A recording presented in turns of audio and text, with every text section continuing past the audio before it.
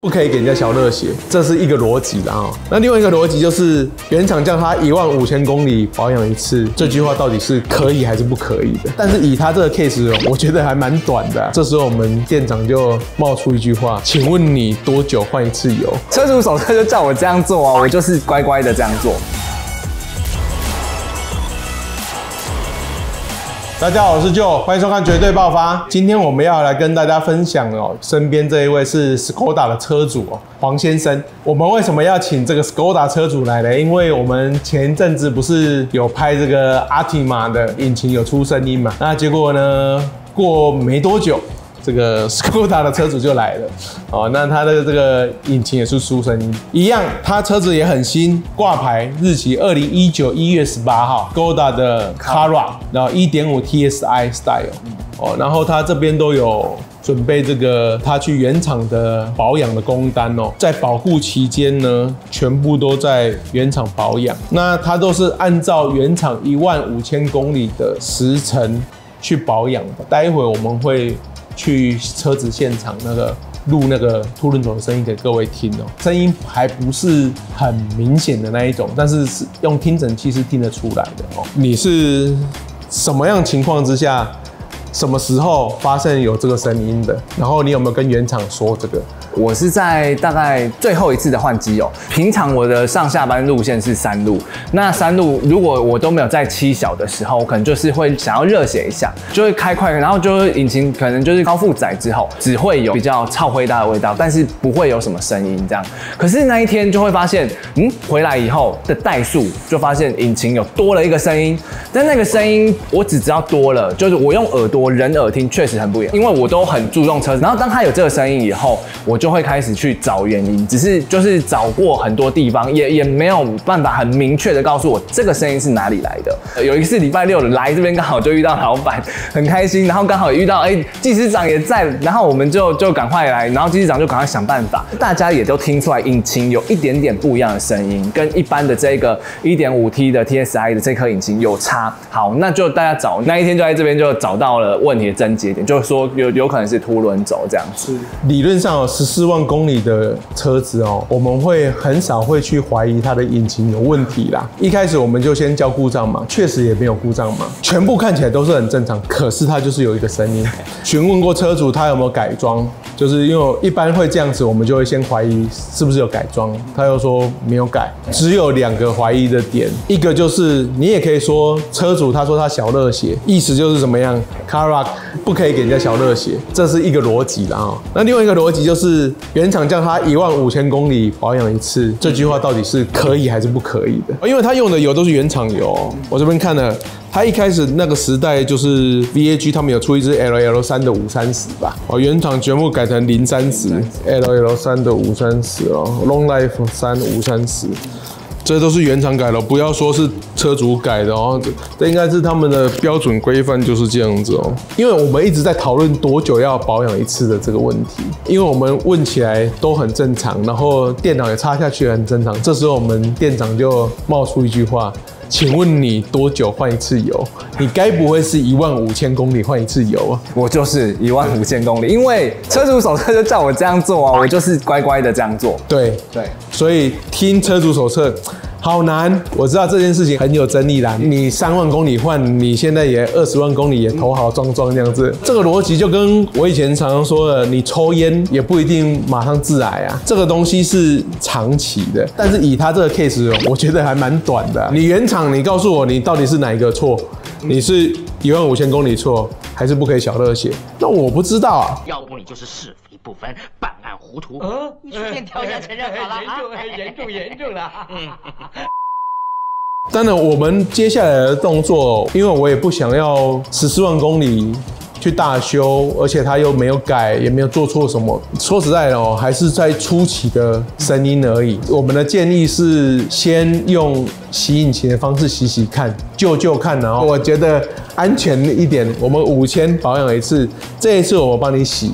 然后看有没有改善，也有可能你每次都15000，然后现在里面有积碳，会不会卡住，让它运作的不顺畅？所以我们才有这个方案出来。那因为花几千块的事情试试看，我觉得值得啦。如果真的不行，才来考虑要不要大修，因为它这个是初期症状，还没有到完全不能开的情况这样子。因为我的车子也是19的，所以我也会捏一把冷汗，你知道？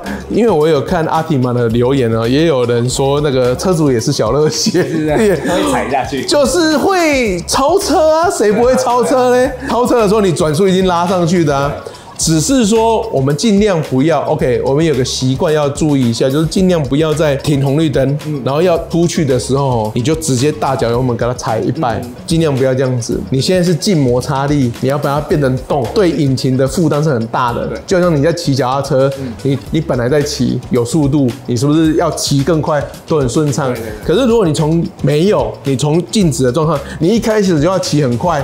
脚是不是很费力？没错，你的引擎就很费力。对，所以你不要在红绿灯一踩，你当做你是 F1 就个8了，这样子是不好的。有一些驾驶习惯也是要调整一下，可以调整的我们就调整，但是不至于不能超车吧？那接下来我们就去现场去听听看我们那个引擎的怪声音是什么。现在我们来到车子现场，现在引擎是发动的，然后我们接上这个东西。这叫听诊器哦，就是可以把那个声音放大，戴这个耳机，这样听得很清楚。这我也蛮推荐，每个修车厂应该要准备一台哦，不会很贵啦哦。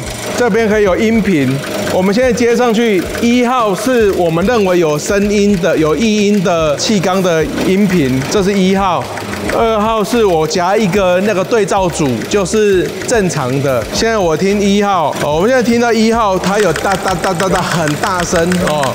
然后我转到2号的话，它会小声很多啊。来，我们接下来给车主听一下哦，很大声，咔咔咔咔咔咔咔。对。好，那然后我们转2号，听起来就很顺的那个持续的声音，对，差很多哦。那我们的判断，这是应该是油压顶杆那边有声音呐，有异音。我们目前的解决方案是这样子哦。第一个，我会把它的油改成用我们的那个X600 VB020 508、509的，粘度比较稀，为的是让它建立油压快一点。因为我们怀疑它，第一个它的里面有积碳，第二个它建立油压可能不够快，所以我们让它用更低粘度的，让它建立油压快一点。其实这个时代已经都改020的了。可是这样020，我这样感觉好像一开始用530，后来变030，那感觉020好像差了10，好像差很多，会不会太稀？然后引擎会又反而适应不良吗？好，我说明一下哦，就是粘度这个东西，什么叫做够的粘度呢？就是它在高温高剪切下面还要足够的油膜，可以让你保护你的机械。可是以前的时代是这样子，没有错，越浓的油我就越保护，没有错。可是够用就可以了，不是越浓就越好，因为你不会伤到机械，不会磨损到就够了。为什么现在都越要求越低粘度？因为现在的油道都越做越小，所以我们希望让它打油打快一点。好，我这样讲好了。假设这是一个金属表面，有2种情况会磨损，一种就是它油润滑的不够快，这里还没有上油，结果你就开始做事，就磨到了嘛。第二种就是我的油太薄，我的需要的是比较浓的，让它附着在上面，让它不会被刮掉。2种都有可能。你现在出的声音是油压顶杆的声音，所以我们就是先用薄的油，让它建立油压快一点，试试看。第二个，我们怀疑它有积碳，所以我们会做一个引擎内部清洗，一起做。我们是建议说用这样子以小博大去试试看。接下来我们就会请技师施工，我们再来看看效果怎么样吧。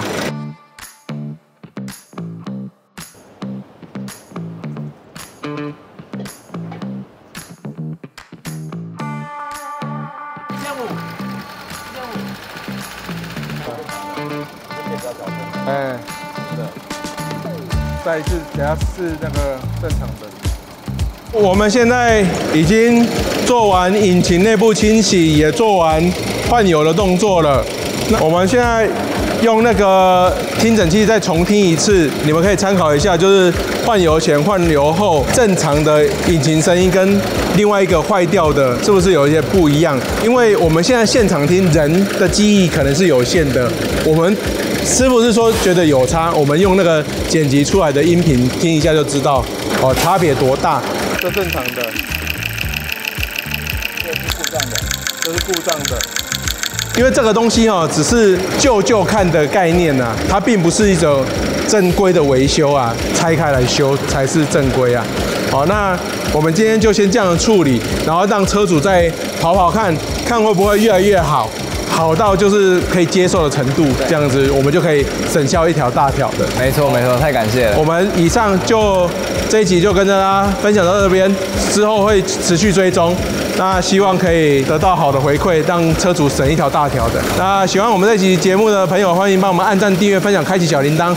那更多资讯的话，加入我们的官方 LINE， 然后留言，或者是在底下留言。或者你有引擎大修的经验，或者是你有车子有异音，欢迎在底下分享。好，以上到这边，谢谢大家，拜拜。